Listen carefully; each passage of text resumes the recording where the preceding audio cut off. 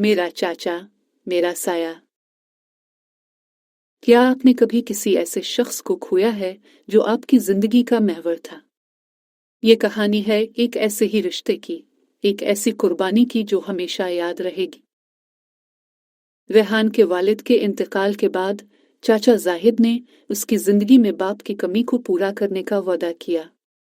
अपनी जवानी, अपने ख्वाब, सब कुछ रेहान के लिए कुर्बान कर दिया। दिन रात मेहनत की ताकि रेहान को कोई तकलीफ ना हो।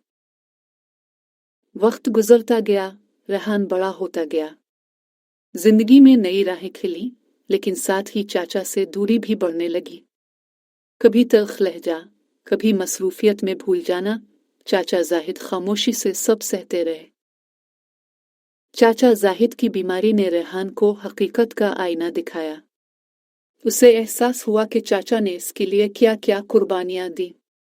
वो चाचा के सामने रोते हुए कहता रहा कि वो उनके काबिल नहीं बन सका।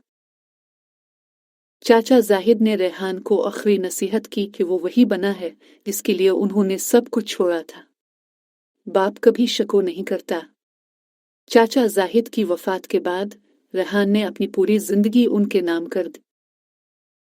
रेहान ने यतीम बच्चों के लिए एक स्कूल बनाया जिसका नाम रखा चाचा जाहिद फाउंडेशन। ये इस बात का सबूत है कि रिश्ते खून से नहीं, कुर्बानी से बनते हैं। अब आपकी बारी है। इस कहानी को शेयर करें और उन लोगों को टैग करें जो आपकी जिंदगी में चाचा जाहिद की तरह है। कमेंट में बताएं कि आपके लिए कुर्बानी का क्या मतलब है।